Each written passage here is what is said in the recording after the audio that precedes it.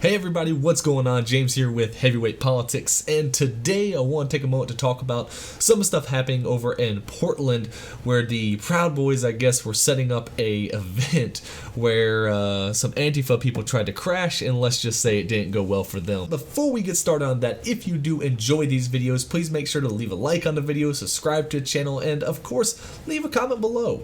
Now, for those of you who do not know, I don't know how you don't, but the Proud Boys are basically kind of a Western chauvinist group, right? They basically just believe in a heightened view of Western values, which at the end of the day, I don't really think is exactly a bad thing, right? They keep being aired out as, oh, well, they're racist, they just want a pure white society. Like they really try to make them out to be Nazis, even though their leader is actually a black man, right? Actually, I think it was a disproportionate amount of their chapter leaders are actually minorities. So this whole idea that they're racist is complete nonsense. But what they are is cultural supremacists, and cultural supremacy is not exactly a good or bad thing, right? I think every society should be proud of their culture. Every society should defend their culture. So, that kind of makes sense to me. But they have been labeled as as a racist group according to the media.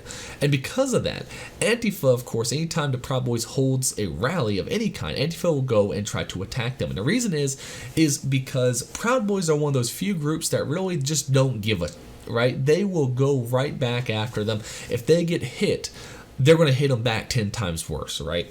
Proud Boys are one of the few groups that have actually stood their ground with all these violence and actually, of course, beat the hell out of some people in the, who are trying to suppress people's rights to freely protest. Now, is this good for optics? Not really. Especially me, I'm more of a, peace and love kind of guy for the most part. Don't get me wrong, I like my boxing. I did boxing for a while. I know how to fight. I enjoy fighting. It's fun. But overall, I do think we can get to a point where we don't have to be violent. I think in today's society, that's not the best route.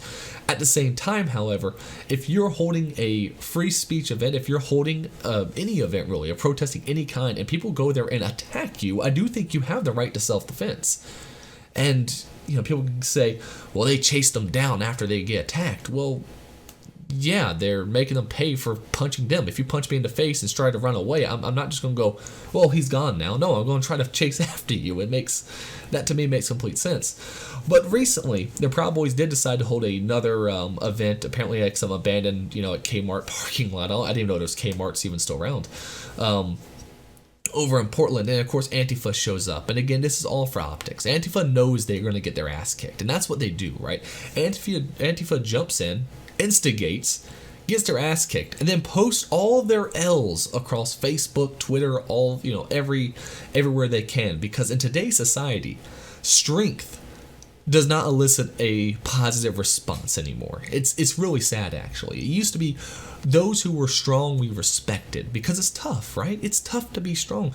If someone gets to a fight, you respect the winner no matter almost who they are, because they did something that was difficult. They won a fight. That's a difficult thing. Or just in any other aspect of life, we used to respect strength. Instead, now we respect victimhood. We respect the people who lose, just terribly so. We not even so much respect. We hold them up as somehow superior, morally superior to those who actually did the beatdown. It reminds me of back in school, right? I'm sure we all saw this, where a fight would break out, and the person who would get punished was never the person who started the fight. It was the person who won the fight, right? If some nerdy kid's getting picked on and bullied, and someone hits them, and then they just lose and just beat the hell out of the person who was picking on them, the person who was doing the instigating gets no punishment, but the person who did the beatdown gets the punishment. And I've said for a long time, I remember being in school saying this to teachers, saying that it was going to create a very terrible mindset for people in the future. And I think this is what we're really seeing now, is this idea where we aren't concerned about who's instigating the violence. We're concerned about who's winning the altercation. But why? They were there just holding an event. At the end of the day, Proud Boys were there just holding their event. If you had just let them be, they would have waved their flags, they would have gave a couple speeches on free speech and why we need to protect American values, and at the end of the day, they would go home. That's just it. The Proud Boys don't have really any violent altercations with anyone other than Antifa, and the reason is is because Antifa is the only organization that has violent altercations with everyone around them. They block traffic. I mean, there was that case in Utah where the guy actually shot a dude who was just driving, just seemed like he was just driving home. Because, oh, God forbid, he didn't want to sit in traffic for too long because you're blocking the road for some nonsense. It just is lunacy. The only thing that's really consistent here is that wherever Antifa goes, there's violence. Not wherever Proud Boy goes. Where Proud Boys go, sometimes it's violent. If Antifa shows up, it's violent. If Antifa doesn't show up, it's not violent.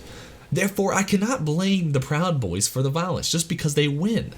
I can't blame the people who, when Antifa doesn't show up, they stay peaceful. Yet Antifa, even when no one shows up, burns down businesses, throws bombs, graffitis areas, and attacks random pedestrians. I mean, the fact that right now Twitter is lighting up, condemning the Proud Boys, all because they defended themselves, is complete lunacy. And of course, Antifa's good when it comes to, how they put out their propaganda.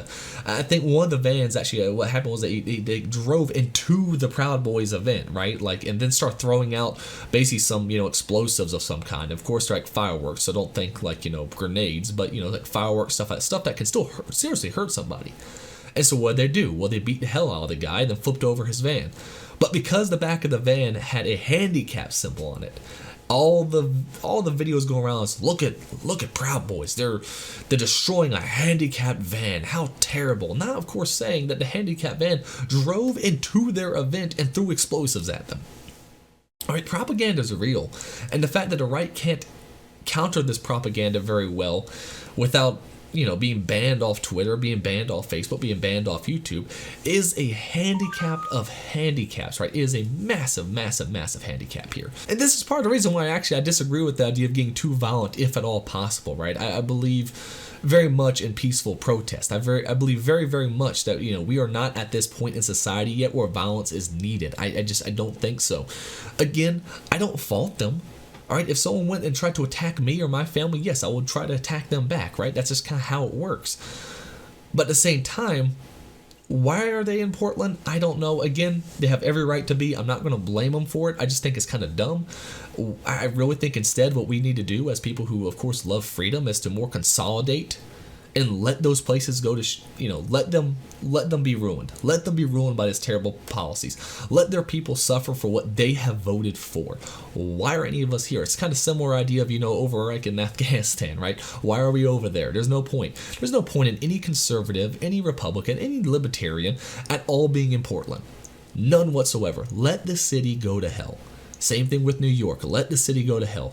We can consolidate our people into different states, into different territories, and then guess what? We can work from there. Imagine if instead the Proud Boys held their events in places like, Tennessee and Texas and Florida, where Antifa would not be showing up constantly to try to harass them. Instead, it's a bunch of peaceful protests day in and day out, right? Actually having a good time, talking about freedom, playing the national anthem, waving American flags, and there was no violence. At that point, it would be up to us to share that content out because we know the media is not going to do it. But at that point, we would have tons of peaceful protests to show, hey, listen, these guys aren't bad. If that's the image they wanted, right? If the Proud Boys really wanted an image of, hey, we're just pro-American and we only want peace, then I think that would still be the best route. Again, I get their idea of, no, we want to go into the enemy camp. We want to, make sure we show that, no, everywhere deserves these freedoms no matter what. If you're in America, if it's an American city, I have the right to protest freely, and I get that. I will not condemn a single person who's over there doing that. I just don't think it's the smartest move, and which is why I would never go, right? I wouldn't. I want peace. I do not want to be fighting. I really do not. Not remotely so, at least not yet, right? I do not think we're at that point where it is necessary. I think all we really need to do is let these cities go to hell and let them suffer for their own creation and just get out and just leave. Let them rot. But Proud Boys want to go in there. At the end of the day, they have that right. It's America. They have the First Amendment. I see too many people criticizing them saying, well, they shouldn't be there in the first place. They know what they're doing. They know they're going to get attacked. They're just doing it just because they know they're going to get attacked. Well, tough luck, right? I mean, that's victim blaming, right? At that point, are you going to blame the woman for being too attractive? It makes no sense.